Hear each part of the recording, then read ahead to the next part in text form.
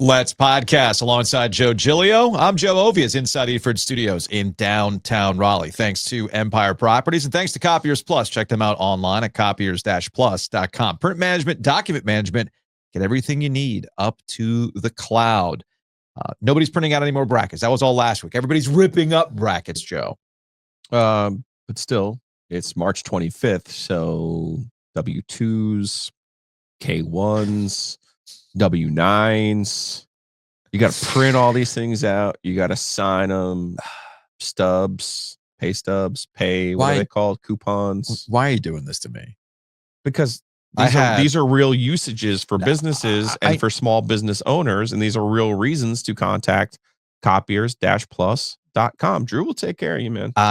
You're right, and I was doing that yesterday, and I got a humbling... Vouchers is the word I was looking for. I had a humbling experience yesterday. I started my taxes, and I looked at what TurboTax initially spit out, and I said, no, it's time for a guy. Got to get a guy. It's time for a guy. Good for you that we have a guy. Yes, thankfully we have a guy. So I'll be working on that.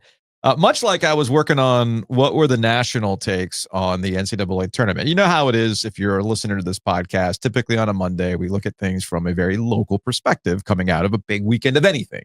Football season, basketball season. Mondays are for us. But then the rest of Monday, after I hit publish on the podcast, I catch up and I say, all right, well, what are other people talking about? What's the view? And there's really no other way to present it other than this on-3 graphic that showed up in my timeline. Now, I love a one-word graphic, but I did not have this on my bingo card. This is an on3.com graphic. You got Steph Curry, young Steph Curry, on his Raleigh, in his magical run that started in Raleigh. You got St. Peter's, which if something good for Carolina could happen, right, Joe? Yes. St. Peter's is it. And then like this very angry looking Stephen A. Smith. What do you call those burner eyes? The red ones? Yeah, he's got the laser eyes. He's got the laser eyes. He's a meme. And it just says death. What? Seems very final. So this is the distillation of most of the opinions that I saw from the national scene related to the NCAA tournament. In that, because there's no Cinderella, because it's chalk, because it's 4 power conference teams making up, it's 4 power conferences making up the teams in the Sweet 16. That this is the end of March Madness as we know it, because of NIL and the transfer portal and how the rich are just going to get richer, as though the rich never got richer back in the old system, which we don't need to rehash. It's over. One data set, 1 year, it's over. I'm like, okay, Stephen A. Smith could not have been that ridiculous, right? So I went and found the first take clip, and here he is with Shannon Sharpe, Seth Greenberg, and the Chiron reads, is having no Cinderella teams good for men's college basketball. If this continues, it will be the death of college basketball. He did it.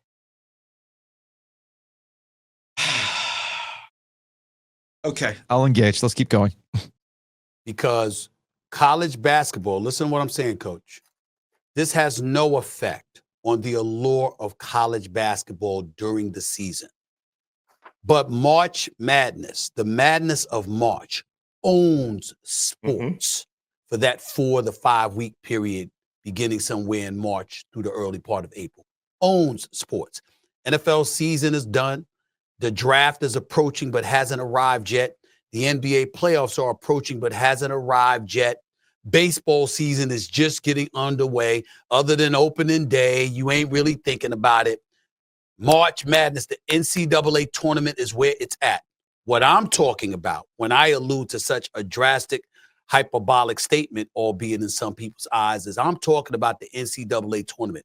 No matter what's going on during the college basketball season, if you're in Durham, you're looking at Duke in North Carolina, you're in Raleigh, you're looking at NC State, you're down and you're in the Pac-12, you're looking at Stanford, you're looking at UCLA, you're seeing people like that, not them anymore, not in that conference, but you hear what I'm saying.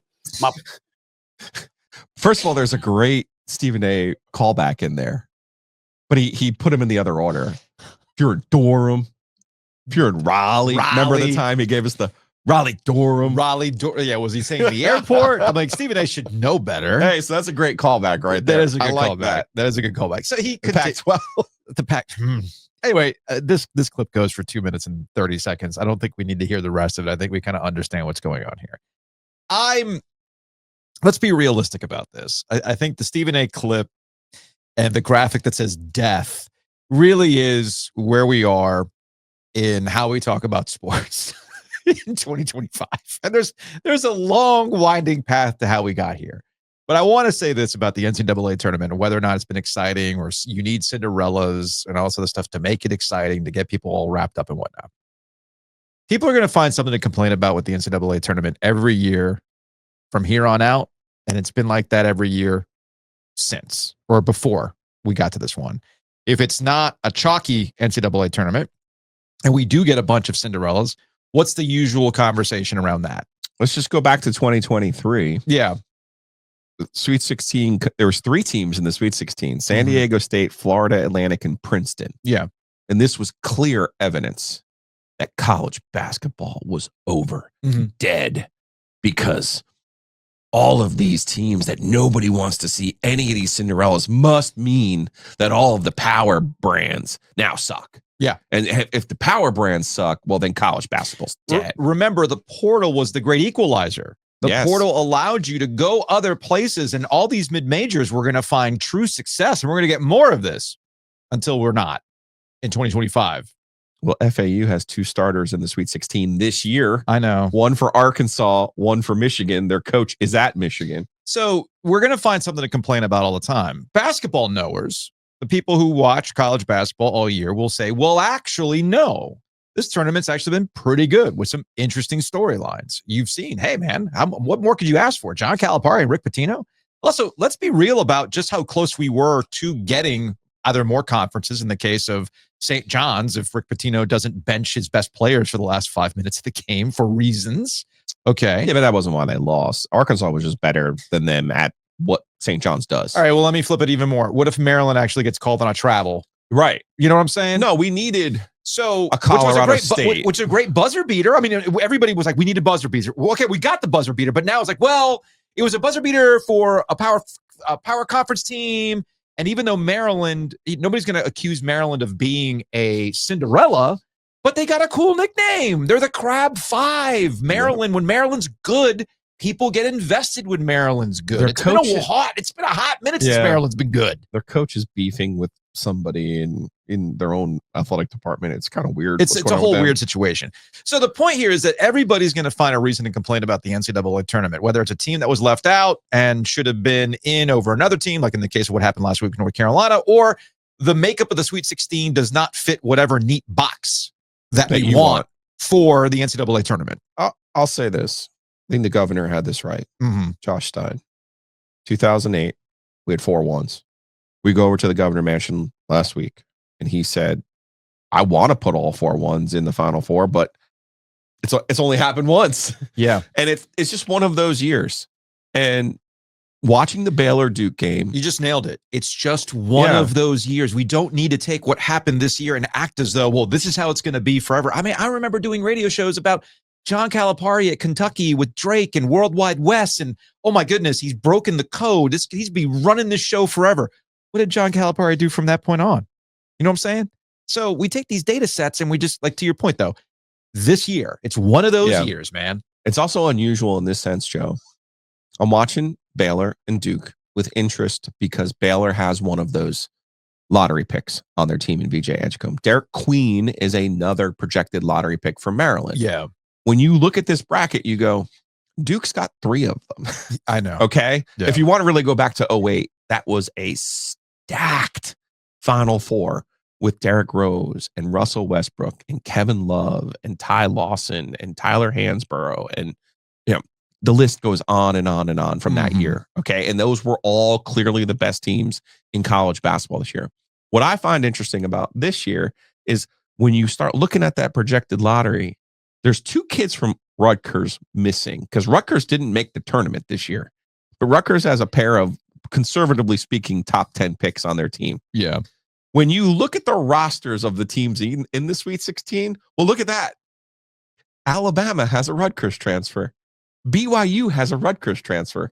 So Rutgers had a team, and this is all my way of getting back to giving John Shire credit as well. Yeah. Rutgers had a team that they blew up for their 2 freshmen, and it didn't work. Meanwhile, the players that they sent off are having success at Alabama and BYU. Yeah. While they're at home wondering why did we, and they also lost their sneaker deal, by the way, in the process because Harper and Bailey wanted to play in Nike and not Adidas. Yeah. Okay.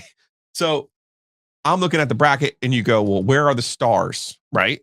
Oh, wait, a lot of top heavy stars, top heavy teams. You look at this bracket and people are going, well, we got Duke. To your point, Duke doesn't have Mike Krzyzewski anymore. Duke's actually kind of sort of likable now. Although old habits die hard, Joe. They do. So, but you're looking at it, you're going, well, where's Carolina? Gone. Kansas, gone. Kentucky's there, but nobody really even, to your point about Calipari, he at least galvanized people. Like Mark Pope seems like AJ Carr, seems like Robert Willett, seems like one of the nicest people you know. He seems chill, yeah. Right? Like, so what are we're not going to get fired up about Mark Pope. Yeah. And their band of transfers, including one from Wake Forest. So I feel like we're missing a galvanizing force in the tournament. So you either have to have stars or star coaches. Right now, college basketball has a dearth of star coaches.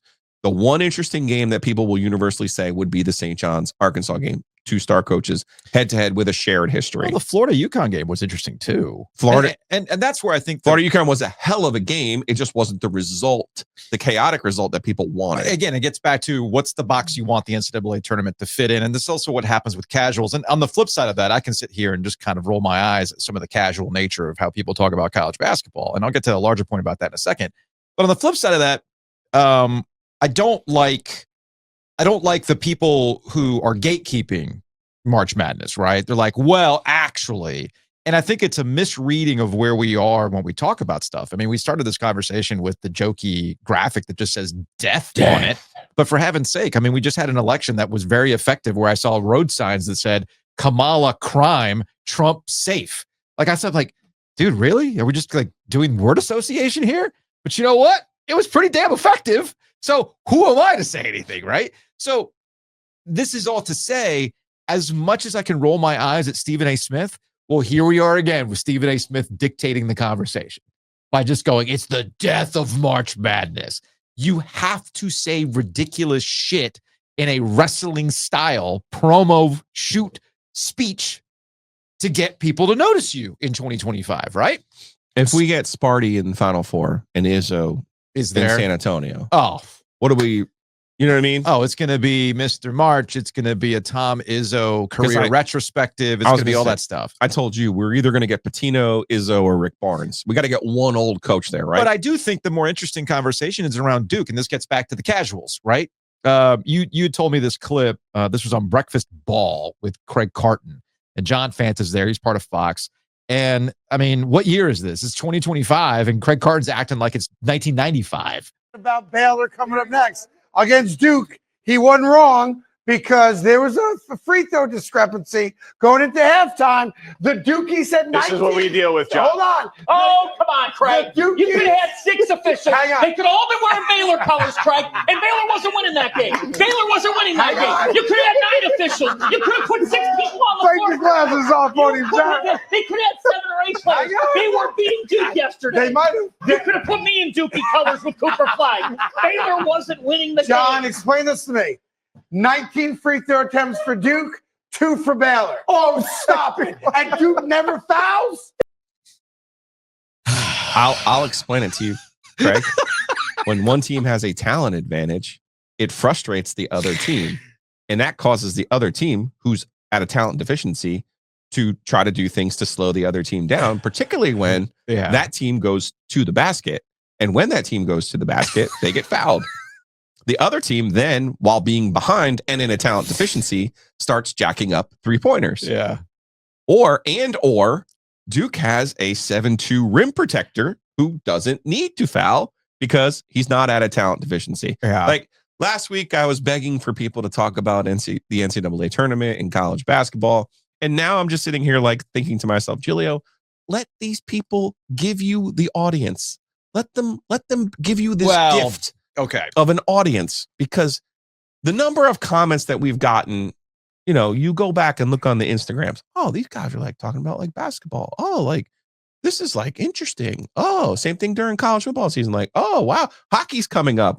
We'll actually have like actual in-game takes where people are like, wow, you're like talking about the games. Yeah, weird, and not weird like concept. what Mikko Rantanen and his girlfriend want to do. It's like, yeah, This is why. wild. This is why I said on Mondays we talk about what happened locally, what matters, and then we'll see what other people are talking about. But to that end, as much as I can and you can and any number of college basketball people can be annoyed by the conversation, you do need this to make the product what it is. Because that's what, at the end of the day, it is a television show. March Madness is a television show.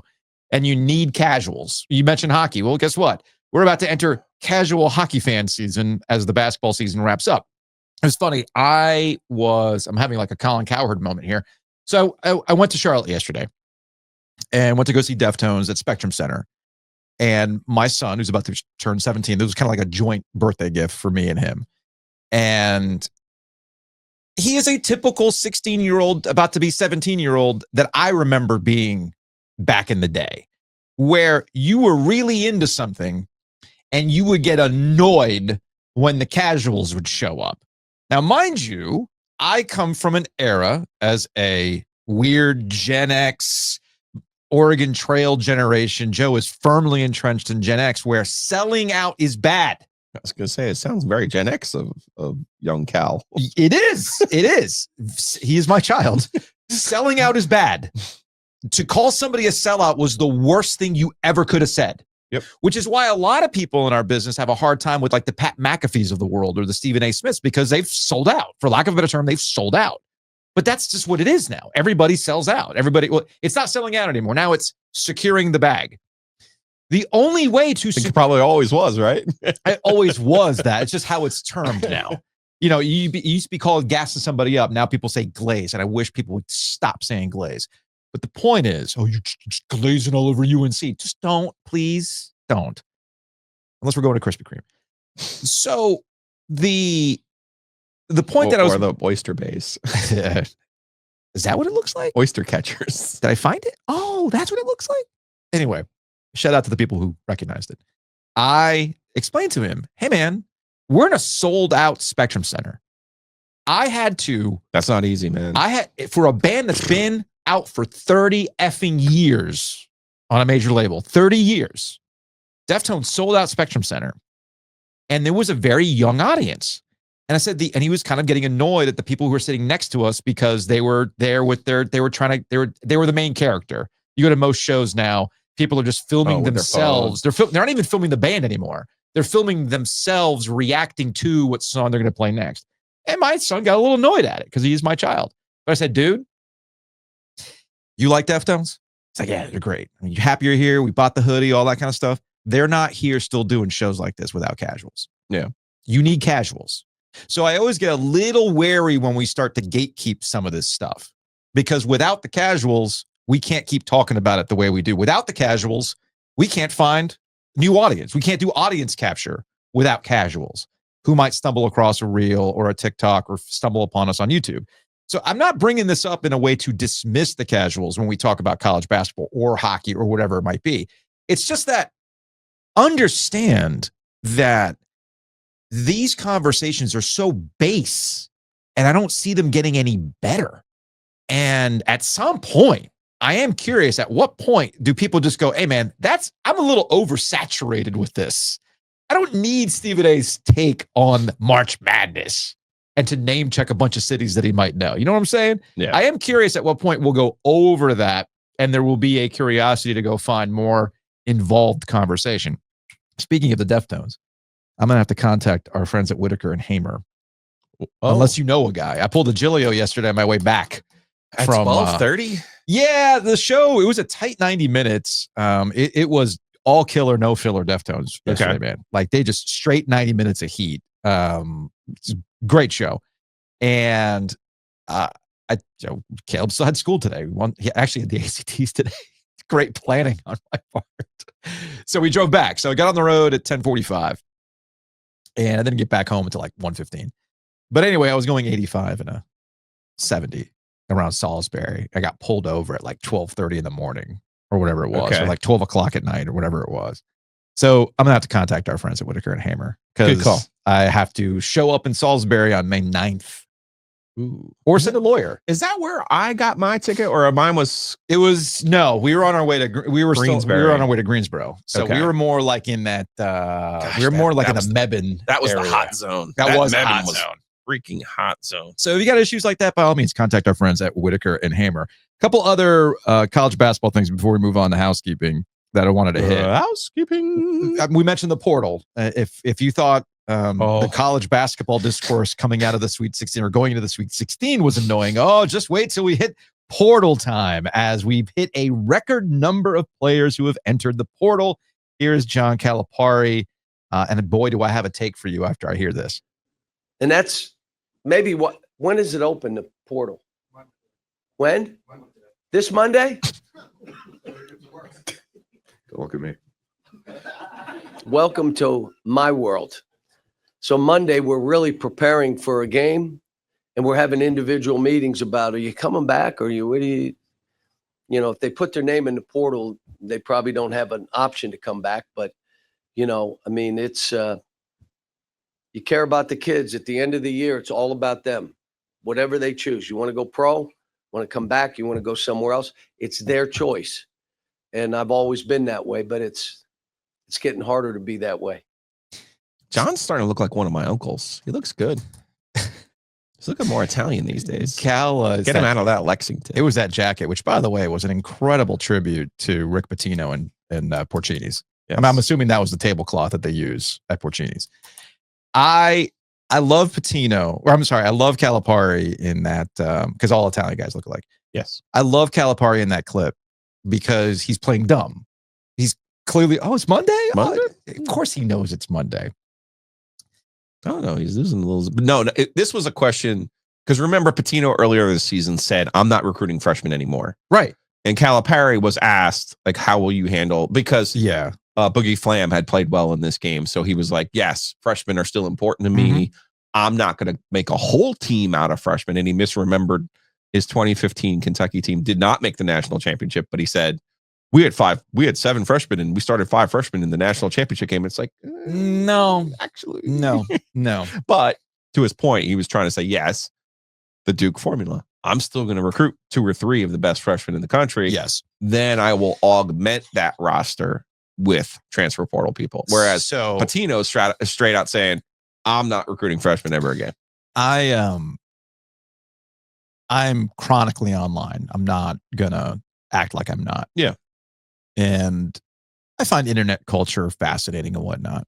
And it's a good way to kind of keep tabs on what the kids are watching, engaging with and whatnot. And there's this podcast male influencer horde. It's the manosphere, if you will. It's been around for about 5 years now, right? Okay. And it gets to the point where you're trying to show off like how manly you are, how Sigma you are, how alpha male you are, all that kind of stuff. And it's kind of the point where people have started to make the joke like, fellas, is it Sigma to even like women? Like that sort of thing, right? And we're going to get dangerously close to the point where, and to be clear, by the way, I am making fun of that. I think that stuff is completely stupid. It's dumb. It's like the worst thing you could possibly do. All that manosphere shit. It's all crap. It's just all quack science. All right. I'm just going to go on a quick editorial tangent. All that shit is stupid. Okay. And yes, I'm judging you if you listen to those ridiculous manosphere podcasts. My point here is, though, we will probably get to a point where, guys, hey, coaches, is it worth making the NCAA tournament? Is it worth it? We talked about this. Is it worth it, fellas? Those surprise ACC teams the next year missed the NCAA tournament. So let's go galaxy brain in that if you really want to succeed as a program and win in the portal, don't make the NCAA tournament. Is that where we're headed? Fellas, is it Sigma to make the NCAA tournament? Nah, it's Sigma to not make the NCAA tournament and focus on your roster before everybody else can. Y'all see how dumb that is? Anyway, speaking of dumb, we'll close on Dan Hurley. because we finally crossed the Rubicon with Dan Hurley. It finally happened. He's done enough things, and things have happened at UConn where you're just like, buddy, take a breather, take a seat, go touch grass, buddy. So by now, you've all seen the clip of Hurley leaving Raleigh, mad, and telling the Baylor team, hey, man, I hope they don't fuck you like they fucked us, the refs. Yeah. Okay. Now, It was the refs who could not grab a rebound of a missed free throw twice in the last 2 minutes of the game. So this was caught by a local reporter named Joey Ellis. He works for the Fox affiliate out in Charlotte. Ellis had put the clip out there and went viral. Apparently, Hurley's people were mad about this and sent him, for lack of a better term, a cease and desist over the video. And Charlotte Sports Live, the Queen City News, the Fox affiliate, had a really good rebuttal to this. I hope they don't do that to you, man. That's the video that's gone viral online of UConn head coach Dan Hurley voicing his displeasure with the referees and the Huskies' loss to the number 1 ranked Florida Gators. Charlotte Sports Live's own Joey Ellis took that video and then was confronted by UConn Director of Communications, Bobby Mullen. Mullen asked for that video that had gone viral to be removed. He then threatened Joey, saying he would, quote, ruin his life if he didn't. This was heard by multiple other reporters and staff on hand. Our management asked Mullen for a statement on the incident, and here's what he said. The lasting image of Coach Hurley leaving the court should have been his walking off the court arm in arm with the seniors, overwhelmed with emotion. Instead, a reporter who was in an area he should not have been recorded on his cell phone a private comment made to members of another coaching staff, end quote. Charlotte Sports Live and Queen City News stand by Joey Ellis's reporting. Okay. Well, first of all, he wasn't in an area that he wasn't allowed in. He was in an area that the media is approved to be in. Yes. Also, it's Bobby, Danny, whoever you are. It's 2025, man. If you don't think someone's got a phone, you're going to say shit out in public like that, and you don't think someone has a phone and recording, you're a whole lot dumber than your dad ever raised you to be. I promise you that. Well, here's the thing. This is another very 2025 problem. To kind of tie this all together. You know my stance on this. The schools have their own media arms. The schools want to control their own message. Heck, they don't even want news broken until they want that news broken, Joe. Correct. So it don't work that way. In the real world, this is how it operates. You cannot control the message every single time. You cannot craft it in the way that you want, which gets to a top to bottom issue at UConn that I was curious about this year, and I think we finally hit that point. People have turned on Danny Hurley. The reason why is pick a fucking lane. Either you want to be the bad boy of college athletics or you don't. He at some point this year when he, remember the clip we played a while back Creighton. about you get the Creighton game. 2 rings. Okay, cool. Like, I'm cool with that. If everything's wrestling, man, lean the hell in. But when you get called out on it, when you lose and you're not bringing that same energy, you know my stance on this. I ain't got time for that. I wonder if UConn's director of communications sent a cease and desist to any of the stations that showed Danny walking off the court saying 2 rings. I don't think so. Did that happen? He also said that at some point this season that essentially the national media has treated him unfairly. Danny Hurley said that? Yes. Essentially, he's been treated unfairly. And I'm thinking to myself, the national media that got him a raise at UConn by making up a story about the Lakers? With Wojnarowski? Yeah. Oh. Yeah. There's that national media. And I'm also thinking to myself, buddy, you wouldn't last 2 seconds in Mike Krzyzewski's shoes in how things were spun at Duke. Most hated players and the carton thing that's still left over about all the calls and all that. But buddy, you don't know what it's like when the national media turns on you or treats you quote unquote unfairly. So enough of that crap. But ultimately my point is pick a lane. Either you want to be the WWE wrestler coach, be Razor Ramon, and you want to be the bad guy. All I need is the toothpick, or you don't. Pick a lane. It's not that hard. But I was curious how that was going to play out with Hurley. We've hit that point, and it's going to be an interesting offseason for him, to say the least. I wonder if he stayed to watch Cooper Flag. Just to like, I'm fascinated. Just like to sit in it some more. It's gotta burn him. Yeah, up. probably. Housekeeping. It's brought to you by Inovana. Check them out online at inovana.com. Green cleaning solutions. If you have mess inside your mansion or trash in your cabana, get it green clean with Inovana. The store is back open, much to Giglio's annoyance. The Year of the Hangover shirt, which is not the Year of the Hangover anymore. It's over. That's why I closed up the shop. But the Drunk OG Wolf is back open. That's not my annoyance. I had people emailing me wanting to give us money. Well, this is where my annoyance comes in. That's your annoyance. I mentioned it multiple times. You had 3 weeks to order it. That's not what you said. I pumped it. No, but then I explained why we were closing it because the Year of the Hangover's over. You got Will Wade. That's fine. It's over. That's fine. So we're wrapping it up. Okay, we're wrapping it up, and I let it There's abundantly a whole clear. football season in front of us, sir. Right, I get that, but that's what the hoodie's for, dumbasses. So, like, the whole point of these one-offs, buddy, is to close the shop. It's scarcity. We have permanent shirts with our friends at Breaking Tea. Those are there all the time. You could buy those. But the whole point of the Hat Vault and this and some other ideas that I've got is for scarcity. You have X amount of time to get it. And then when the shop closes, it's closed and it goes back in the vault Forever. So to your slacker ass friends, it's not like we didn't like you had 3 weeks. All of our listeners are our friends. So Well, I opened it back up because you're our friends. There So you go. now that I've opened it back up, buy the damn shirt. Okay? he did. Bo did. Buy the freaking shirts. He sent me a thing. No, I got another email. Oh, what happened to the store? Heck, we got a Chris texted us. Oh man, I missed it. Fine. Open it up again. Here's the freaking link. What do I gotta do? What do I gotta do to get people like through their heads? Limited time. It's a very interesting sales tactic you have going on right now. What do I gotta do? I'm trying to run a bit over here, and I got people messing it up. What do I gotta do? That, yes. So when we break out new hats in the Hat Vault, and we're gonna do this again? What happened to the hats? They're there. Anyway, I digress. Hey, we got a birthday coming up. We do. Have we decided what day finally? You really want to do it on a Thursday? Mhm. Not on a Friday. Mm-mm. Why? I like Thursdays. I've always liked Thursdays. We're not in college anymore. I We're not understand going. We're that. not going to P-Bobs on a Thursday I know, night because but our weekend's starting early. I'm not going to tear it up either. I just would like to get our people together and have some fun. I'm not going to have Fireball on that Thursday. We'll be at Shady's. I'll have the champagne and beers. It'll be that kind of day. So May 1st, Shady's. It's official. Official. Okay, awesome. Big thanks to our friends at Happy and Hale. You can check them out online. Download the app. Use our promo code OG25 so that you can save 25% on your order. We're going to take a hockey break here in a second with Mike Maniscalco. Let's take a hockey break. Brought to you by Happy and Hale.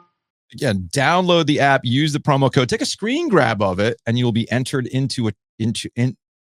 you'll be entered for a chance to win the black card Yes. for life. Speaking of for life, 20% in perpetuity. You present that North Hills, Six Forks, Durham. Head over there. They have the best food. It's great food. OG25 is our promo code. You're going to save 25% on your initial order on the app. Mm-hmm. And then that enters you. Send me that screen grab, Giglio.show, and then you can enter to be one of our select few members of the executive Happy and Hale Black Card.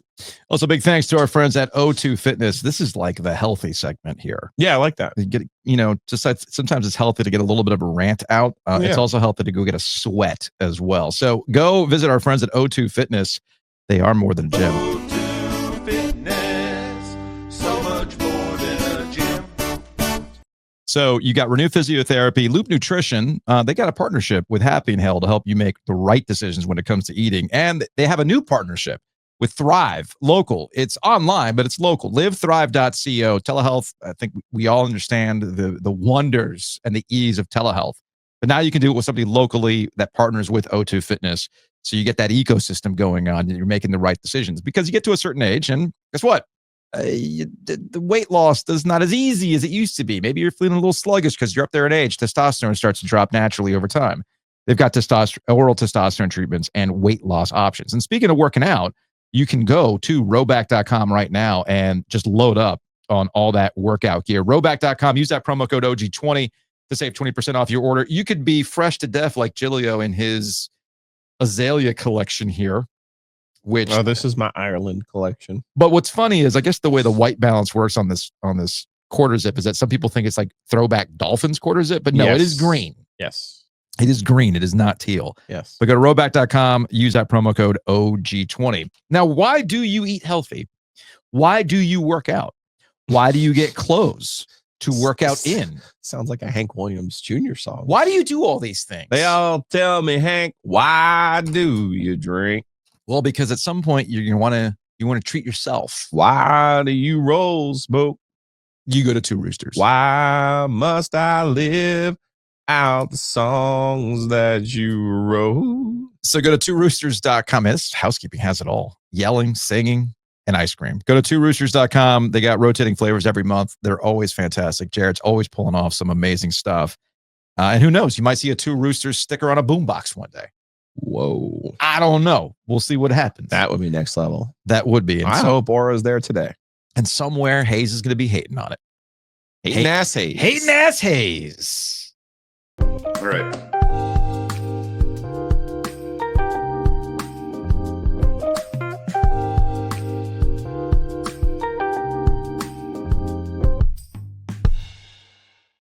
Joining us on the Heister Automotive Group hotline, Canes play-by-play, Mike Maniscalco. Mike, what is up? You're on the Heister Automotive Group hotline. By the way, did you know you can sell your car to Heister? But in my case, I bought a car from Heister. We got the Honda Civic of Caleb's dreams this weekend. Who doesn't dream of a 2009 LX Honda Civic, Mike?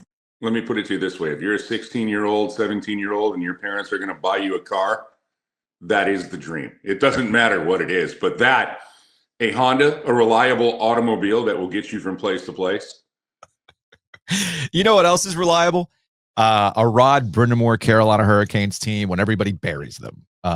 We had 2 weeks worth of the Canes should just fold as a franchise because of the Mikko Rantanen deal. Last time we checked with the Canes, they can't stop winning. 9-1 in their last 10 going into the Knights game against Nashville. Some of that win streak started before Mikko Rantanen was traded. So if you want to focus in on what they've done since, outside of that LA game, which you just burned the tape, this looks like a galvanized group, which if you're a Canes fan, if you're Rod Brindamore, you like this more so than chasing the talent that comes with all the headaches that go with it. Yeah, and I'm not going to try to bury anybody on this one, but sometimes when you bring in a big-time player, and I can use the Nashville Predators as the example of this with what they did. They won the offseason. They bring in Steven Stamkos. They bring in Jonathan Marchessault.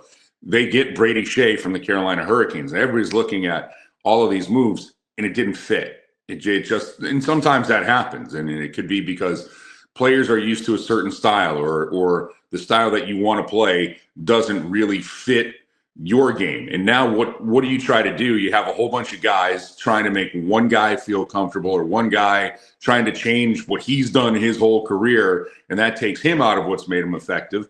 And I'll only bring that up because it was really the last 2 or 3 games where I noticed that with Mikko Rantanen, where I'm like, okay, this really doesn't seem to be working, but we had heard all of the noise that comes with it. And it was becoming an inevitability that it would move. Well, you look at what the Canes do. I will always go with the Rod Brindamore teams, guys, since he has taken over. It is the parts that you look at and say, is this a number 1 center? Is this a number 1 defenseman? Are these number 1 goalies? But it's the sum that matters for them. And they've all come together. And, I can give you every cliche in the book. But this group right now, the way that they play, the Canes need to play fast. They need to be aggressive.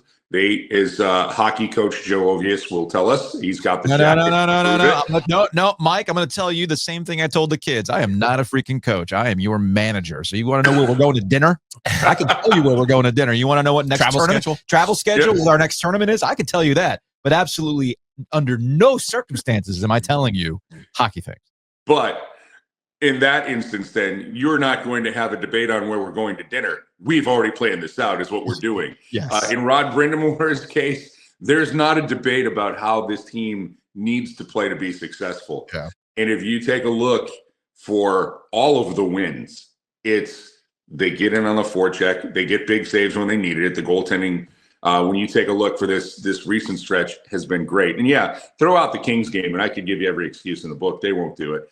But you know, you didn't have Jordan Staal that game. You didn't have Shane Gostisbehere that game with an illness. Pyotr Kochetkov finally looked human in the nets compared to his last 6 or 7 starts that he had. But it comes into it. But no, this group right now, you can slot people where you want to. And I think that's, for me, where Rod Brindamore operates with his strength. He knows what pairs he likes, and then he can move guys up and down the lineup. Right now, he has a heck of a lot more roster flexibility with this group, with how they're playing. And, oh, by the way, they've been doing the majority of this without Andrei Svechnikov the last, 4 games. Right. First, a joke about Mark Jankowski. Did they retire his brother's number when they acquired him?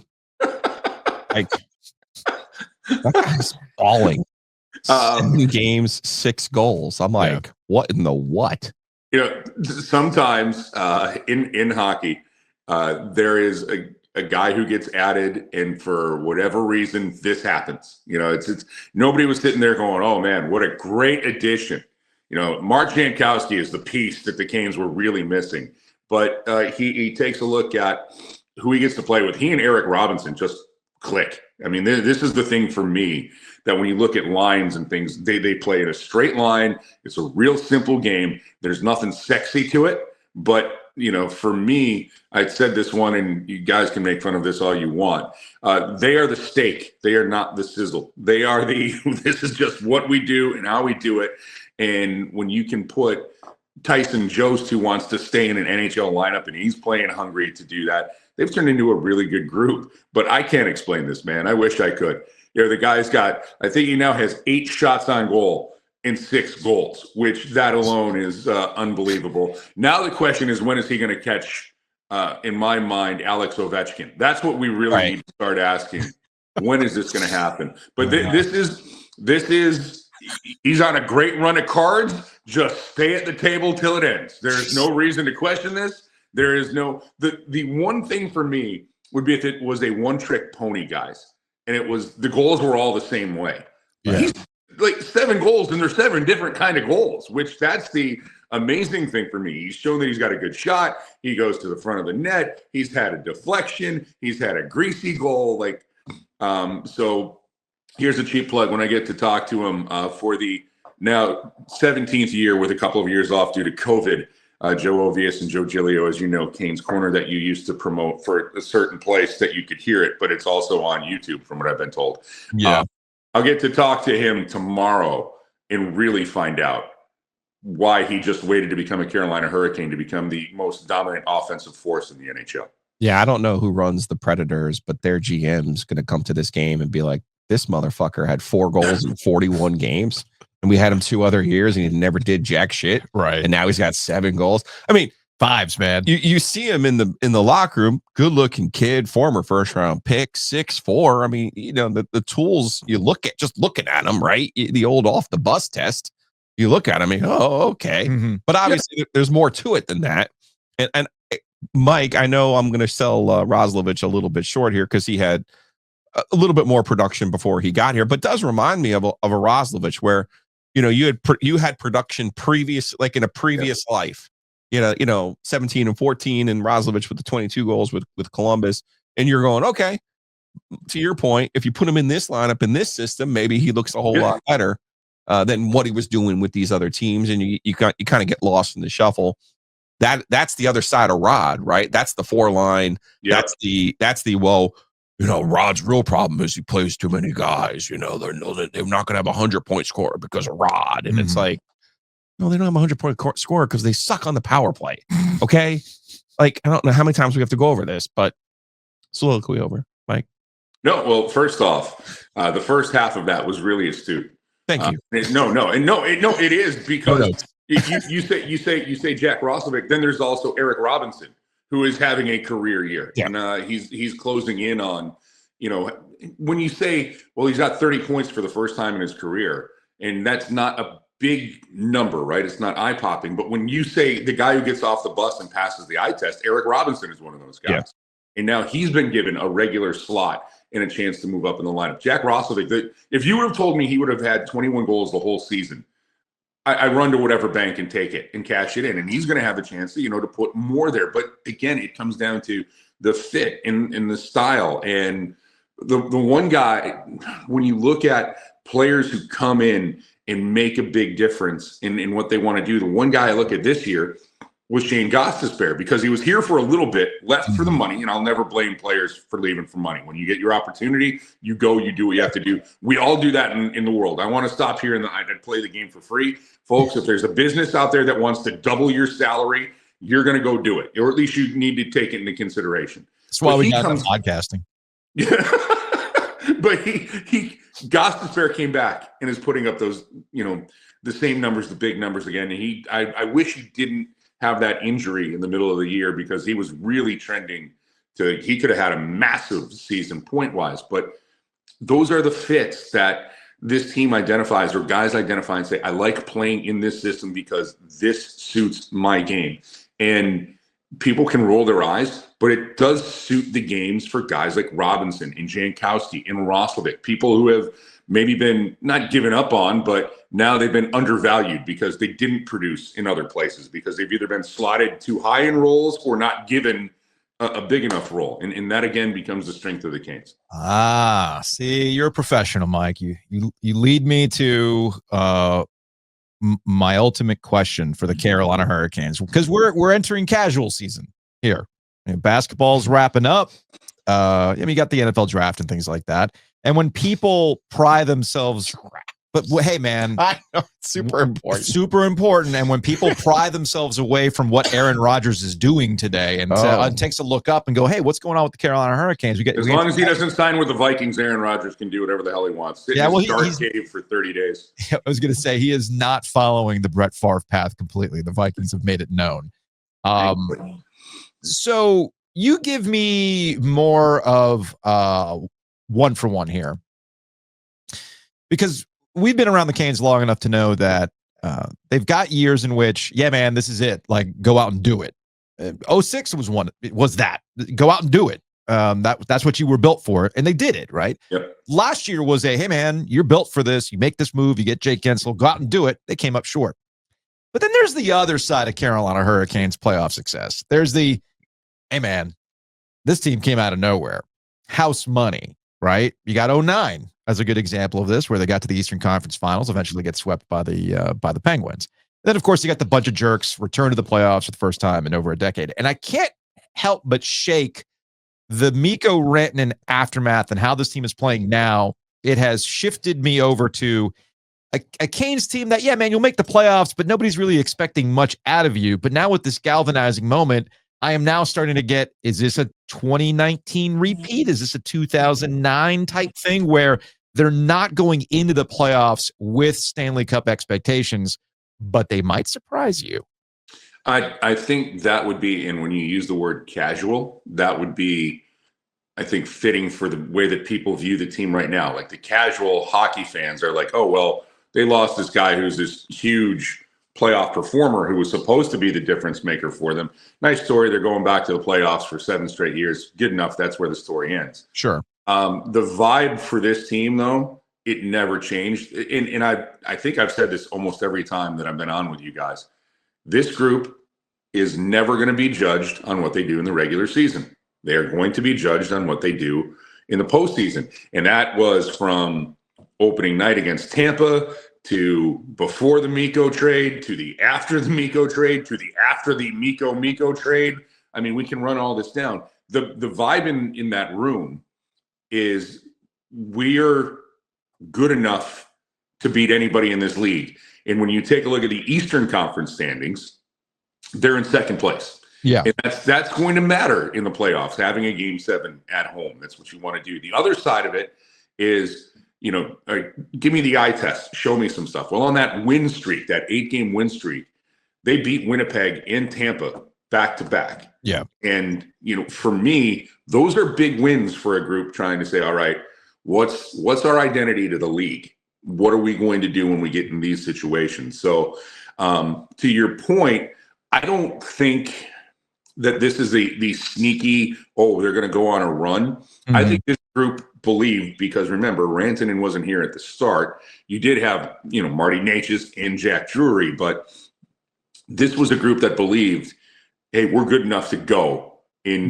We're supposed to be a playoff team. Now, I know everybody looked at this as the retool because they didn't bring in a splashy player to go up front. They brought in Roslovic and Robinson and Jost and these young guys that are there from other teams, or younger guys are they placeholders for guys who are coming up in the future, or what's here. But no, this group has never come off we're judged on what we do in late April, May, and June. So I don't think they're going to sneak up on anybody. And, that's shame on the NHL if you let them, because the one thing that stood out in my mind is, all year long, even when they have a losing streak or what's going on, they're in second place. The Caps, you tip your cap to Washington with what the hell they're doing. Nobody saw that coming. But they have never been in danger of missing the playoffs this year. So that's why it was kind of funny to me when I would have to hear, what's wrong with the Canes? Well, everybody goes on a losing streak at some point in time in the year. They just had theirs, and around here, I don't know if it's because of what's built into the core fans in Raleigh, North Carolina, that they always expect the house to fall down on them. That's exactly it. But I think that's what it is. But I honestly, I'm sitting there and people are like, what's wrong with this team? And I'm like, not much.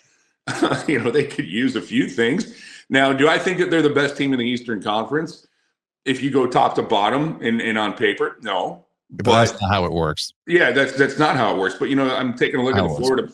I'm taking a look at the Florida Panthers, and they've lost games. They don't have personnel. I'm not worried about them when they get into the postseason. So I think that's the key difference between 09 and 19. Mm-hmm. Canes get to the Eastern Conference Finals, get swept by Pittsburgh. That's a team that was in the Cup the year before. Right. That was a war machine. That was a loaded Penguins team. And Malkin was actually better than Crosby, and people were like, myself included, I'm like, holy shit, that guy's actually better than Sidney Crosby. Yeah. For real. And then 19, the Bruins, they had a really good team. Mm-hmm. Yeah. And they had that line, and you're sitting here every time that line got on the ice, every time there was a power play, and they get swept. To your point, I don't see that team this year. So that's right. to your point. I think we tend to forget because 2019 was a long time ago, especially in internet years. If you think about it. That's a new one. I like that one. Internet years. In internet years, man, that's social media years. It really is a long ass time. Those bunch of jerk shirts are pretty faded these days. I'm just saying. No. There was a problematic Canadian guy who was talking about what? Where's he? What happened to him? He wore these suits. Yeah, it was a whole thing. Oh, good. I can make so many jokes right now. Again. Some guys are institutions, and I get it. Anyway, so to your point, the Bruins were viewed as the team that the Canes had to get to. Yes. Yeah. Right. Yeah. I'm looking at the look. Are the Capitals not the most predictable thing that's going to happen? I didn't realize they had a Belarusian tank playing on them. We're gonna get Ovechkin's mark. Where'd they get that guy, Mike? Draft Alexei Protas. Oh, yeah. God. So we're gonna get to the Gretzky mark. You're gonna write the AP story because it's written in the stars. Why? Because you're writing AP that night. So that's what happens. You know it's written in the stars. But are the Capitals not ripe for a flame out? Right? Yeah, they're the one team. They're the one team that I look. No, they're the one team that I look at, guys, and say, yeah, I can see them getting beat in the first round. But that being said, they could also be the real deal, and this could just be a freaking juggernaut because again, this was a team that you go into the season. They don't have TJ Oshie, they don't have Nick Backstrom, and everybody's like, how are you going to replace that? And these young guys who can skate are going to get more minutes. And Alexei Protas, who is as you put the Belarusian tank, is going to steamroll everybody. I think the funny thing where it'll be different for me for Washington is the Ovi chase. I think has been great for this team because nobody's talking about the Capitals being the best team in the NHL. or the best team in the Eastern Conference. They're all talking about Ovi. Well, when he breaks it and then they get in the playoffs, the question is going to be, are you guys going to win the East? Then it will shift to everybody. So I'll see how they handle that. But they got a heck of a head coach. They are built really well. Yeah. And they are a little bit ahead of schedule, but they also have veteran guys who know how to win. So, but yeah, when you go to the predictability and, Giglio's sitting there hoping they win the President's Trophy because he knows that means they're going to lose. Oh, yeah. I hope so. I know that. So. And you don't even want to know who I have a ticket on because I should know better. But yeah, I should know fair better. enough. It hasn't happened in a long time, but I can feel it in my blood. Mike Maniscalco. Don't take those to market just yet, Joe. FanDuel. Oh, I can say FanDuel Sports now because we're free agents. So there we go. Mike, all right, man. We'll see you later. All right, guys.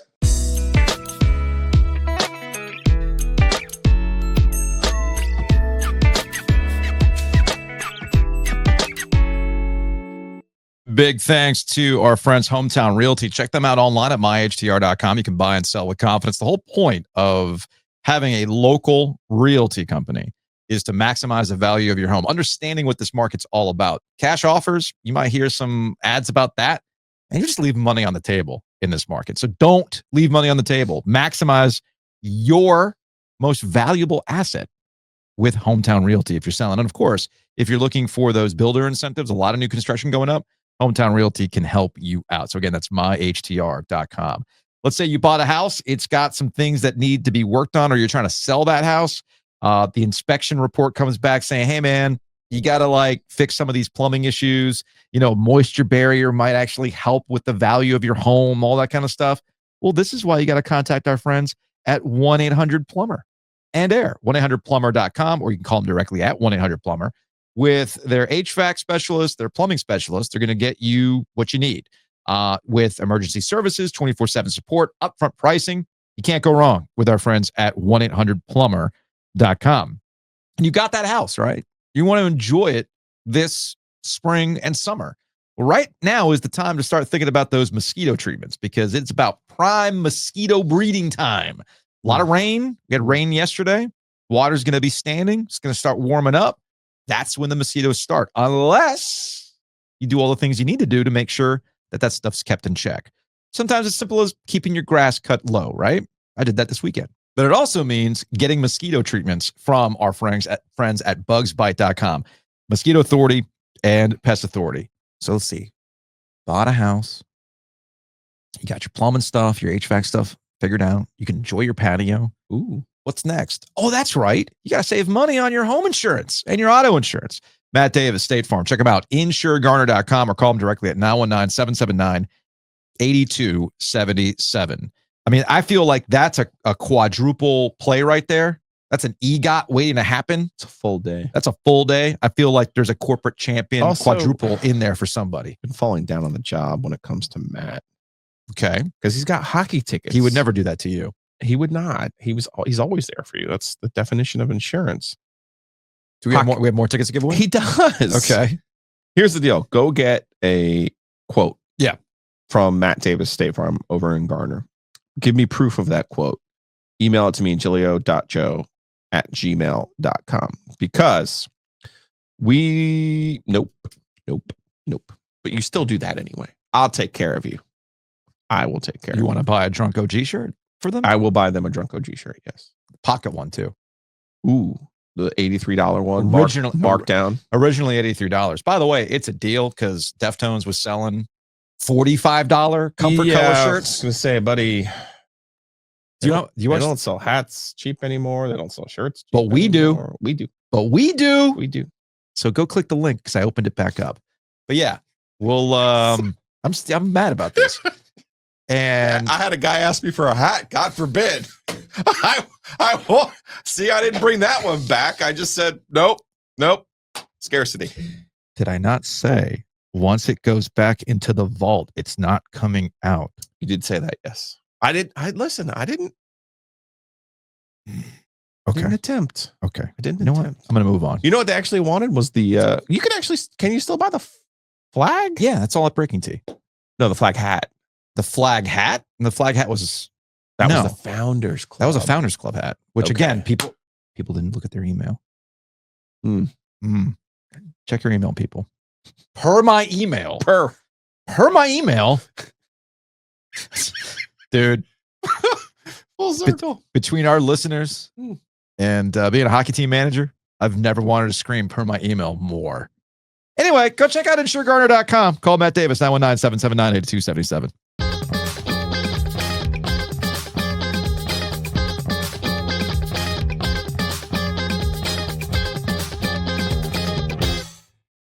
Joining us on the Heister Automotive Group hotline, Shelby Swanson, News and Observer, Daily Tar Heel. Somewhere where are you right in a now? fallout shelter. Where on campus are you? Don't even know what a fallout shelter is. So I'm in the basement of the Hussman School here, the journalism school. And yeah, I mean, if I ever needed to take shelter, in the case of an emergency, say atomic bomb drop, I mean, it's getting crazy politically. And or maybe like a, I don't know, hurricane, tornado. Like I'm definitely, I mean, yeah, you're good. That's solid. That's some good brick right there. You know what else is cool? Another Duke Carolina game in the NCAA tournament. Although Carol Lawson's not on a retirement tour, is she? So she is not. That was kind of a little bit of a running joke, obviously, amongst me and my fellow UNC students here. What with the Coach K last game in the Final Four, Caleb Love and UNC taking him out. That was my freshman year. And then this year, actually, with UNC and Duke women's soccer, that was yet another UNC Duke matchup in the tournament with a Duke coach on their retirement tour. So I did have to check myself, but no, neither Carol Lawson nor Courtney Banghart are anywhere near retiring, but nonetheless, it should be a really exciting game. I can't decide if we should be disappointed that we're getting Duke and Carolina, because the alternative was Deja Kelly against Carolina. Right. I will say I was Cameron with 4 Life on her Oregon shoes. Nah. I will say though that in the pressers the day before that Oregon Duke game, she was talking about some of her memories playing in Cameron Indoor Stadium and kind of made the comment about, I don't know, maybe we'll see a few signs. And her teammate and coach were saying that they knew that she wasn't exactly beloved there. And so I was having a little bit of a conversation beforehand with also a friend of the program, Mitch Northam, about, okay, I mean, do we think the crowd's really going to be, that's hateful as they are kind of expecting? And I will say that when they were announcing that Oregon starting lineup, it was resounding boos when Deja Kelly took the court, but ended up, even though Oregon did lose 20 points, great performance from her, but it does set up not a Deja Kelly UNC rematch, but another Duke UNC rematch between really two defensive minded teams. And it's going to be probably a solid rock fight, if I had to guess. So not really the UNC Duke game that folks might be accustomed to on the men's side, but exciting nonetheless. It's interesting. I know that this was a possibility going into the NCAA tournament. Some folks they raised an eyebrow over the fact that these two teams would meet as early as they are now in the Sweet 16. I mean, it is what it is at this point, but I'm guessing it's been a conversation point with Banghart last night. After the win, I'm sure Carol Lawson, I mean, they just recently played not too long ago to close out the regular season. Are they at a it is what it is point now that we know this matchup is happening?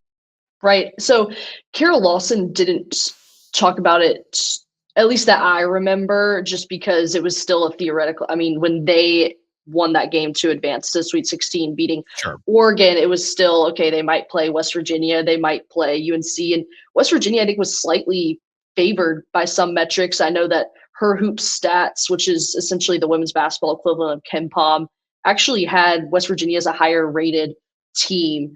That being said, though, Courtney Banghart did talk about that last night and facing Duke, and they were really excited about it. But she sort of took the mindset of, I'm a little bit disappointed because these are two really good teams that both probably could and should make an Elite Eight, if not further. And it sucks that one of us has to knock the other one out. Now, I will say the players in the locker room, the UNC players that I spoke to, took a little bit of a different angle when, talking to them about this matchup. And hey, when you guys saw the bracket come out, I know it's one game at a time, but did you start to think ahead? And they all said, oh yeah, immediately. Of course we were looking at that. And I think the biggest thing that's going to make a difference in this game. So just a little bit of context, both teams, it's 1-1 right now. UNC took the first one at home in Carmichael, and then Duke had a pretty resounding win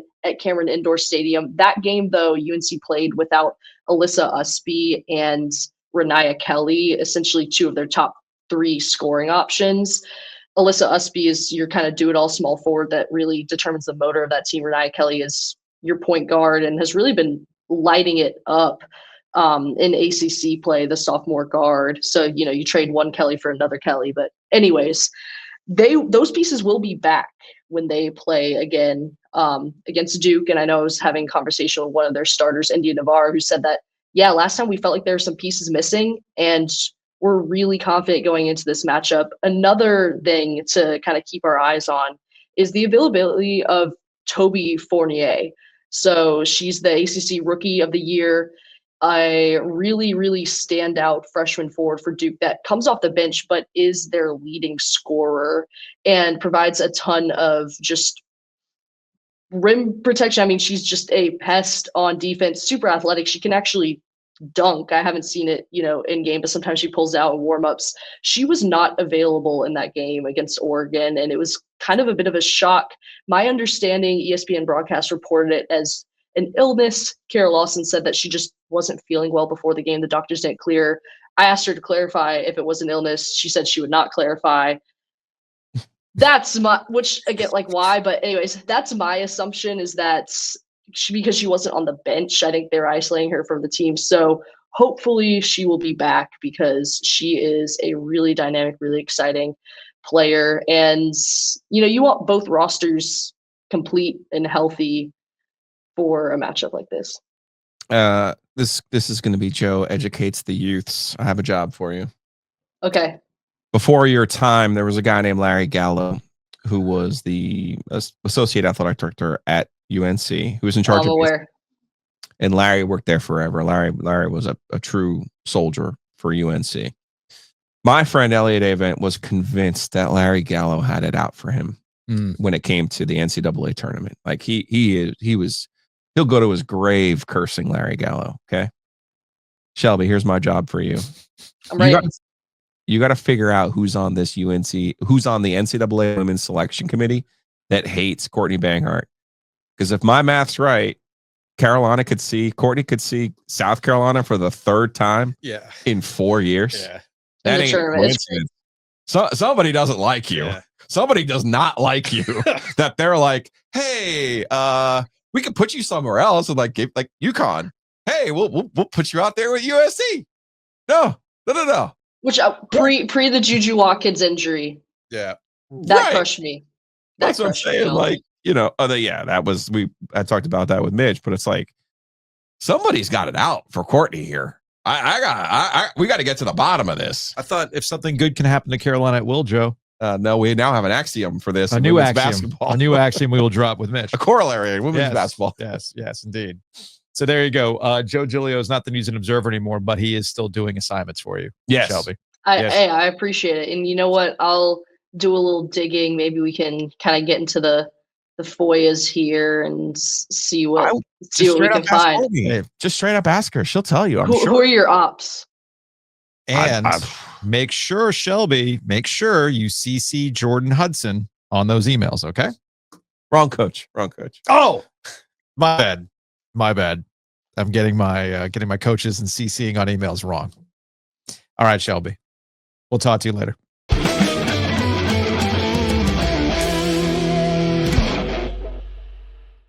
Of course, every time we talk about the ACC, it's brought to you by our friends Keller Williams Commercial, the Donnelly team. Brian and Julie, they're going to help you out with your commercial real estate needs. TriangleNCCommercial.com, 919-616-8681.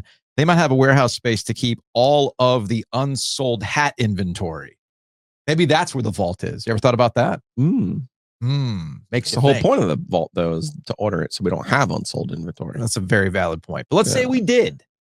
It's probably to put all these birthday gifts that I give you that you can't even display. Dude, I have not had time. Mm-hmm. I have not had time. Show the people that pennant, Well, which means I need to find the Maryland one. Well, the pennant. Because I've actually thought about putting this pennant on the door. That's good.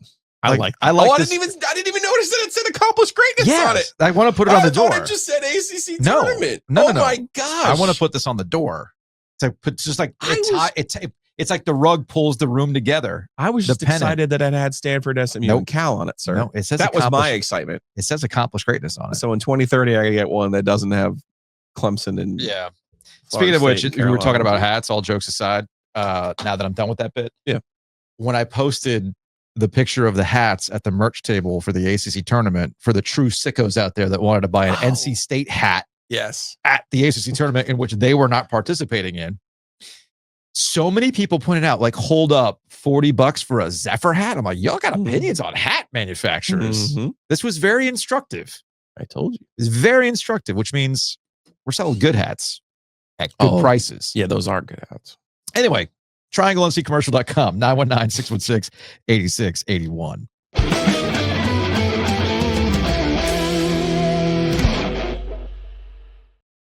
All right, we talked local with Shelby Swanson, News and Observer, Daily Tar Heel. Now we go national, Joe.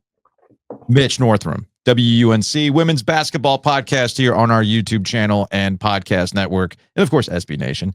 Nice hat, Mitch. Thank you. Appreciate it. Yeah, got this from the vault before it closed. That's right. It's never coming back. Don't have Can't to have wait that for one the- too. I really like that one. Yeah, the blue one. Yeah. Yeah, it's a good hat. I don't know. We'll see. We'll see what we have cooking in the vault in a couple of months. Might be another hat here on the. What are you rolling your eyes at? It's funny. Giglio's on my ass about, like, you don't even know business. No, I do know business. You think Mickey Mouse owns the freaking planet because of them not understanding scarcity? The vault, cherishing your IP? I don't think it's that, Joe. I think it's the absorbent park prices where they absolutely rape you and make you go into debt to go to see their park. Enough about my personal life. Okay. Everybody bought those VHS tapes in the early 90s. Yeah, that was because it. they were That going was back it. into the Because vault. Cinderella was never coming back.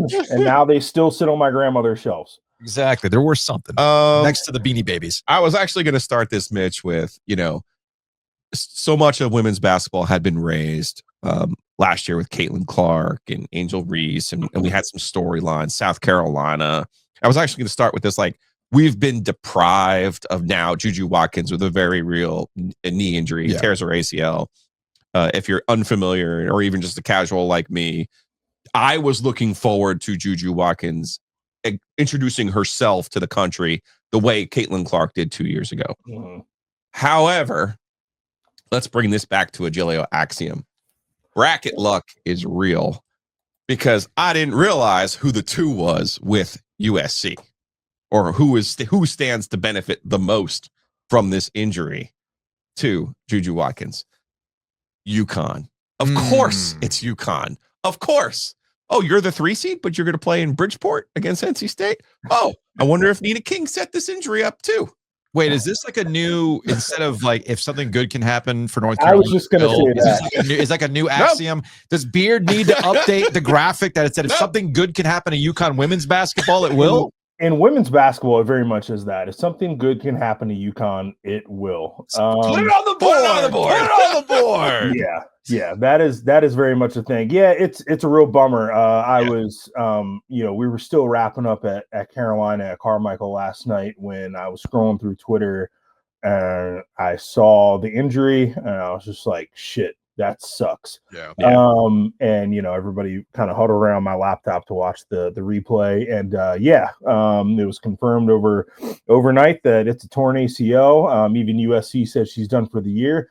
If it's a torn ACL, if it's that bad, it might also mean she misses the majority of next season as well, which is a major bummer. It's a good thing that they already have that TV rights deal, wrapped up and everything. But yeah, I mean, it really puts a damper on what we thought was going to be another kind of monumental Elite Eight matchup, like we got last year in the chapter 2 of Angel Reese and Caitlin Clark. We were going to get basically for the third time in the last year, Juju Watkins and Paige Beckers going head to head. So I mean, with her out, I don't expect USC to get to the Elite Eight whatsoever. They might have a hard time beating Kansas State in the Sweet 16. Kansas State seems to be healthy and playing well again. They beat the brakes off of Fairfield in the first round, then got by Kentucky in the second. They got a 6'7" center, the whole thing. So now I expect UConn to comfortably beat Oklahoma and then comfortably beat whoever they play in the Elite Eight and get to Tampa, where right now I just looked at the lines this morning. They are the favorite now to win the national title. UConn is. Yes, at plus 160. Because their path is, I'm sure they're a good team, and I know they are. I know they've had some good wins this year. I'm not dismissing that. And Beckers is obviously it could shoot the lights out of the freaking basketball. My gosh, I want to get to that, but yeah. But the way I look at this, and just give people an outline here, Mitch, because I actually love this, how they set it up in the women's side. You get 2 sites, so you get 8 teams in Birmingham, 8 teams in Spokane, Duke Carolina in Birmingham, South Carolina waiting out there like a monster. It was as their 1 seed. State plays LSU. UCLA actually, tell us a little bit about them, Mitch, because Watkins was the big name out of LA and the Big Ten, but UCLA was actually the team that was has had the most success. Yeah, UCLA went almost undefeated in the regular season. Their only 2 losses this season are to USC in the regular season. That's crazy. Watkins, where she had monster games every time she played them. And along the way, UCLA beat South Carolina pretty comfortably. Now, as I've watched UCLA this season, Mia and I have talked a little bit about this on the women's basketball podcast. We're not entirely sure if they really have that dog in them to, get past some really good teams in the Sweet 16 and Elite Eight. But they do have the best center in the country in Lauren Betts. She's 6'7". They have really good point guard in Kiki Rice. They got some other pieces that really complement the 2 of them as well. But for, I think, each of the last 3 years, they've got to the Sweet 16 and then lost there. So they're going to play Ole Miss first. Ole Miss is a team that has a chip on its shoulder. They thought they should have been a 4 seed and should have been hosting, and they did not get that. So they went into Baylor and they stuck it in their ear. And now they're in the Sweet 16, going to play UCLA, where they're going to be an underdog. And, Coach Yo is going to have them fired up to play, and they're going to try and press UCLA into submission, and we'll see what happens. We'll close on this, Mitch. Giglio brought up UConn and Paige Beckers, and I'm just going to go ahead and be blunt about this. A good chunk of this season when it comes to women's college basketball is the Caitlin Clark effect. Well, there's no Caitlin Clark effect.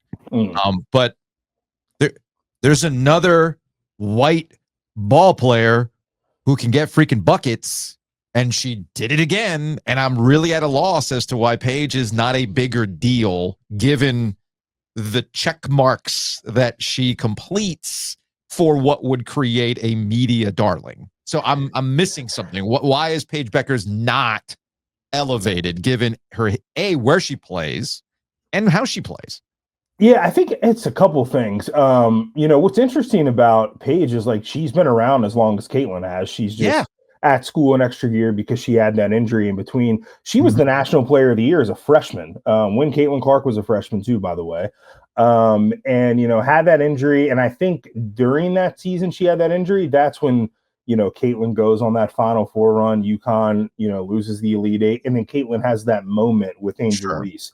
We really haven't seen Paige have a mano-a-mano rivalry type of moment. I also think there's part of the national media kind of narrative out there that people are a little bit tired of talking about women's basketball players from UConn. And so they were looking for someone else to attach onto. And then Caitlin Clark came along and Angel Reese came along, and that was, a great thing. But yeah, I mean, and the other thing is Paige doesn't get her numbers by making 3-pointers from midcourt. There's that. Now she is range game. Yeah. She's a good 3-point shooter. The Cooper flag of women's basketball. She's one of those players that does a lot of things well. A lot of little things really well. I mean, UConn can win by 30 and she might just have 11, 8, and 7. Like it is a little bit like the Cooper Flag thing, but there are times where Becker's just like, well, I'm going to put my knife in you and I'm going to get 30 tonight. And that, I think that's the thing that I'm always taken aback by. Anytime that I've watched her play, she has the capability of absolutely gutting you. Mhm. And that's what, I mean, I thought that's what people like. I thought that's what people want. No, we can't let him go. Why is that? You don't even know this. No. Do you know who arguably UConn's best player is? Second leading scorer? No, Sarah Strong. Will you please blow Joe Ovius' mind right now and tell Joe Ovius who Sarah Strong's dad is? Oh, no. First, I will tell you who her mother is. Her mother is Allison Feaster, who played in the WNBA with Dawn Staley, now works for the Boston Celtics. Okay. Her father is Danny Strong. Wolf blood. Really? Yeah, and You somehow thought the year of the wolf was over. somehow, despite all that, NC State really wasn't like in the mix for her. It really came down to Carolina and UConn for her. Oh. And she chose UConn, like Shea Ralph did, 25 years ago. Yes, Fayetteville. Shea Yep. Ralph. Wow, that was cool.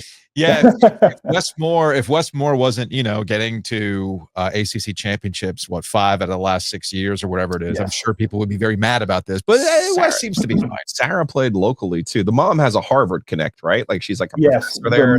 the mom was on the Harvard 16 seed team. That's that it. beat Stanford That's what gotcha. in the first round in whatever that was, 1998 or something.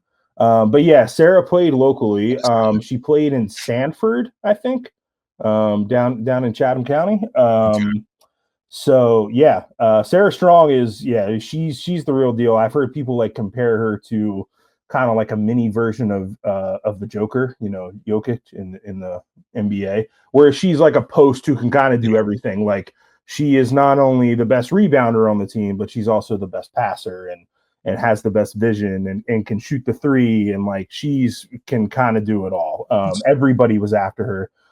Duke and Kara Lawson got into the mix late. Dawn Staley got into the mix late. But as I was hanging around Carolina a lot last year, I saw her at a couple practices. So it was the Tar Heels and UConn down to the finish for her. And as we've said, if something good can happen for UConn, it does. They will. See? Even versus Carolina. Put it on the board.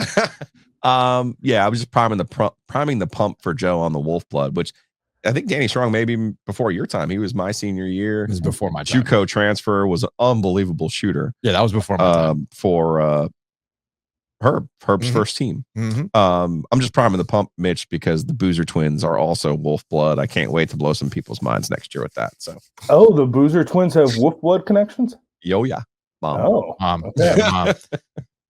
Wow. Why would anybody ever want to leave this market, man? It's all sorts of entanglements. I love it. Mitch Northam, check out the Women's Basketball Podcast on our YouTube channel. Obviously, our podcast network as well, SB Nation, WUNC FM. Hey, man, we appreciate it. We'll talk to you later. Yep, sounds good. I'll be in Birmingham later this week if y'all want to holler.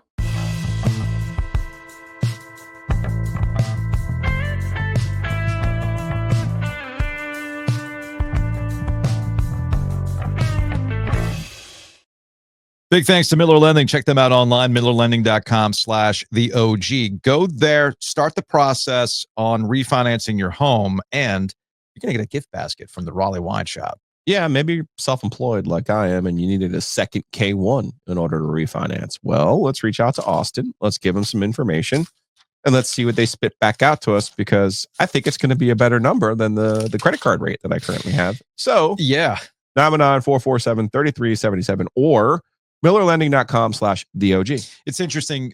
So much of the conversation around interest rates is about getting the lower rate.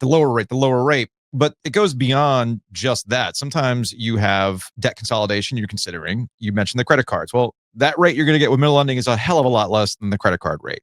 You also might find yourself in a situation where you can't wait anymore. It is time to do a home remodel.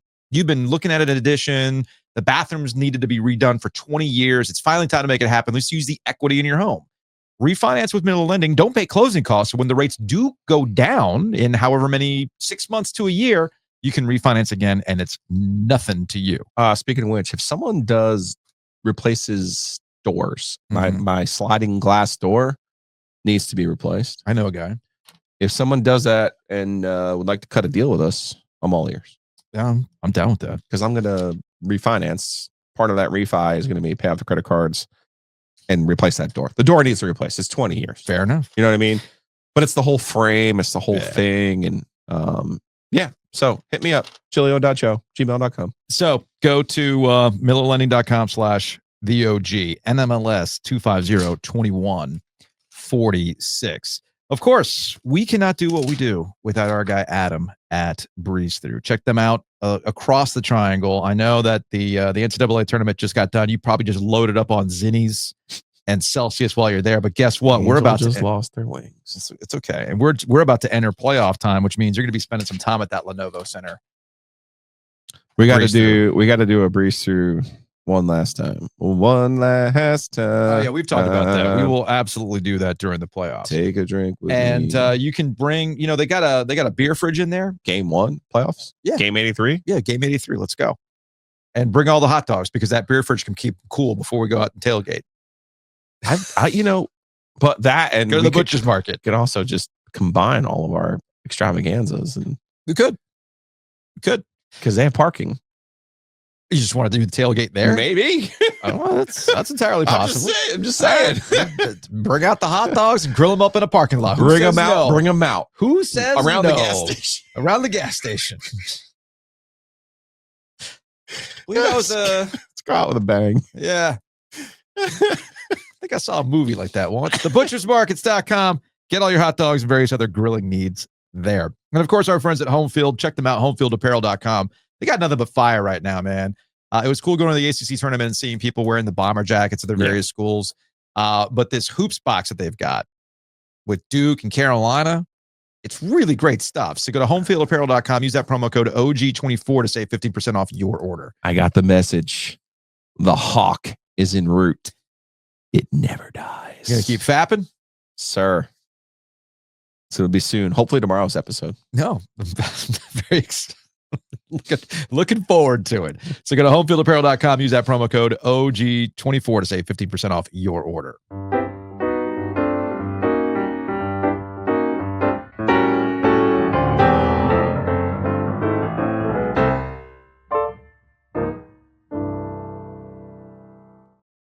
All right, let's get out of here with some Hey Joe.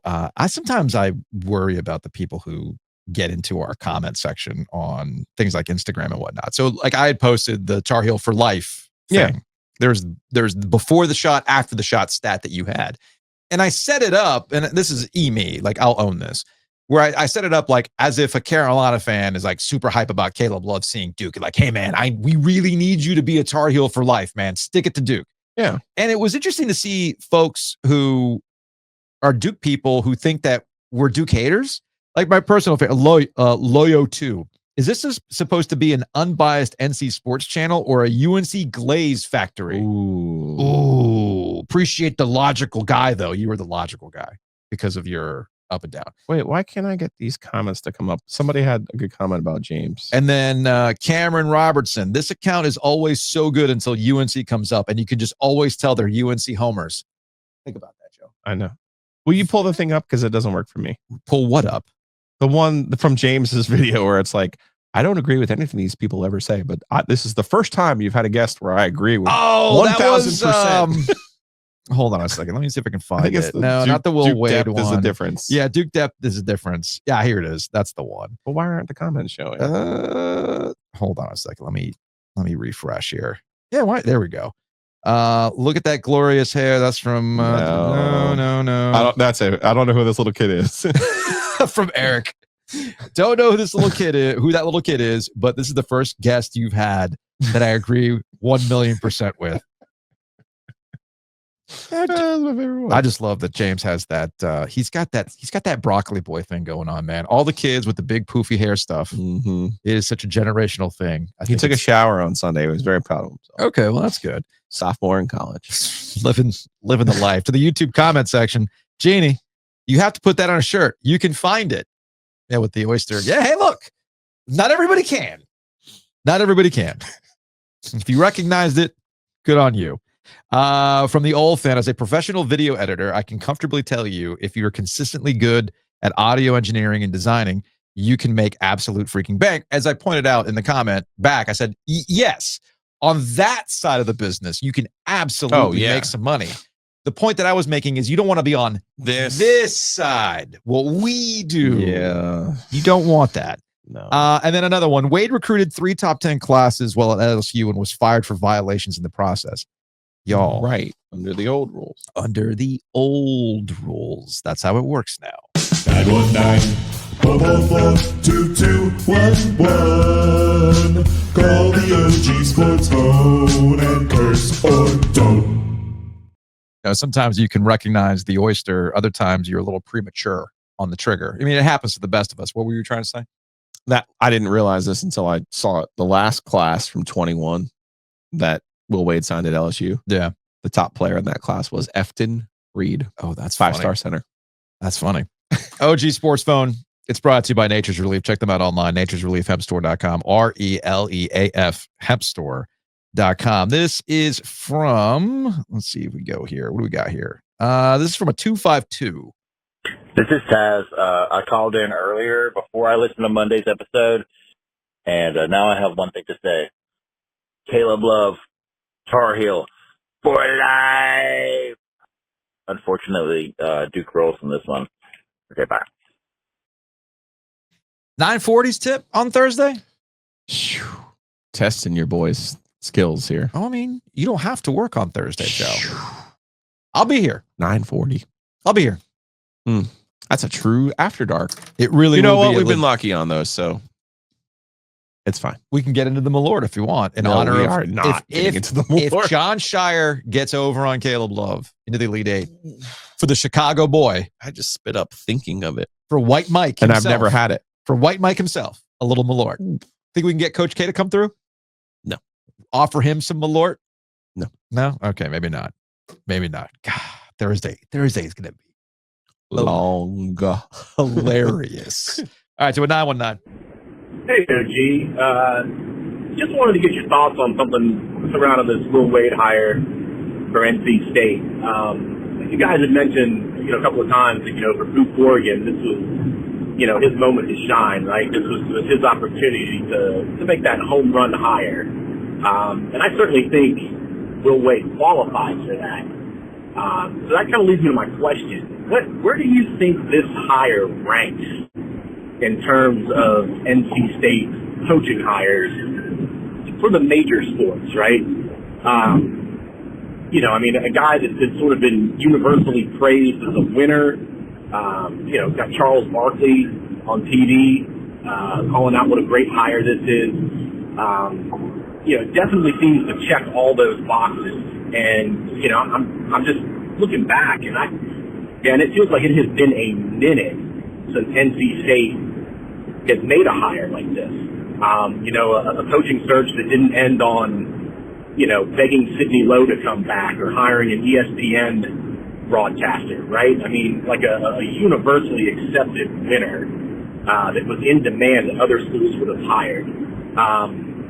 It seems like it's been a while since we've had something like that. Just wanted to get your thoughts on kind of, where you think this ranks and what this sort of means for the program going forward. Thanks a lot, guys. Love the pod. Thoughts? Yeah, I mean, Herb Sednick had a 3-year run at Miami of Ohio. They had Wally Zerbiak. They won an NCAA tournament game in 95. They were an NIT team in 96. It wasn't anyone's idea of like this big splash, but he was 33 at the time when they hired him, and he was a Pitino assistant. But it's not like this. It's not like, Will's got a track record at 4 different schools. So I don't really think there's anything analogous to it. Dick Sheridan, remember, was at Furman and beat NC State twice. Mm-hmm. So Jim Valvano hired him. You go back into the Google machines or YouTubes and you listen to Jim Valvano talk about hiring Dick Sheridan and bringing a national championship to NC State football. It's an interesting thing to hear. Yeah. And then, of course, Les Robinson replaced Jim Valvano under completely different circumstances, but like Dick Sheridan had beaten NC State and then had replaced the coach that he beat, right? Chuck Amato was an assistant considered to be a consigliere to Bobby Bowden. Yes. people were excited about Chuck Mhm. in the sense that, remember, Florida State was playing for a national championship. They won that national championship. Chuck had that swagger. People were excited about Chuck, but it wasn't Bill Cowher, who legitimately did interview for that job and was actually had agreed to take that job. Yeah. But ultimately stayed with the Pittsburgh Steelers. So there's nothing quite 1-for-1 on this because, like I said, NC State invented the crazy coaching search in 06 with Lee Fowler and the John Calipari 6. So, those searches, Debbie had her own adventure in 11 when she did land on that ESPN guy. And then, really Debbie learned from that search where she tightened up the football search for Dave and the search that ultimately got her Kevin in 17 as well. I think when it's all said and done, we'll see what happens with Will Wade. You don't know how it's going to work or not work for Will Wade. You can say that with just about any of these hires. I can show you any number of hires that people went, and it works out. Mike Krzyzewski, and any Jim Valvano, Dean Smith. Any number of hires that were surefire, absolute lock to get you wins, and then that doesn't pan out, right? What I think I'm ultimately right about in how this coaching search played out with the money people getting their way. I mean, there's no doubt about that. Let's not mince words here. I mean, whatever is said, because I know Will Wade's going to be introduced today. I don't care what's said at the press conference today. We all know the language that's used around press conferences, and I was never officially offered the job. The person who was hired was the only person who was ever offered the job. Right. Semantics. But back to my original point. The money people won, and I think the reason why the money people won is because it recalibrated what people cared about at NC State after winning the ACC championship and going on a Final Four run, in combination with how does it go in Hamilton? Look around. Look at the ACC. Look at the current state of the ACC. There are no more Hall of Famers in this freaking conference. Not a single one. That's wild. It is a whole new day in the ACC. That is wild. I'm not saying there aren't future Hall of Famers, potentially. I'm just saying right now, the old guard is gone. It is a new era of college basketball in the ACC. And Carolina is vulnerable. Duke, it remains to be seen how things go with John Shire, even though I think things are going in the right direction under John Shire. But again, look at the rest of the ACC. Are you telling me that NC State fans with money aren't going in the same way they did with football with Chuck Amato, to tie it back to Chuck Amato? Yes. They don't see an opportunity here. They don't see finally their chance of, oh shit, the moment we've been waiting for 40 years is finally here. It's finally arrived. We don't have two Hall of Famers down the road anymore. So let's go after it. And Will Wade is going after it. And I think that's the part that I'm most fascinated by with how this all played out. Anyway, that's going to wrap it up for today's show. We appreciate everybody who listens. Hopefully people understand I was being facetious about the Drunk Wolf store. But now that it's back open, go buy some more freaking shirts. But I'm being facetious. I'm just being silly. I like it when you get emotional. But go buy more shirts. Big thanks to Shelby. Big thanks to Mitch. Big thanks to Mike. We'll see you tomorrow. It's a full day. It was a full day. Live, laugh, yell at people over shirts and hats. We'll see you tomorrow.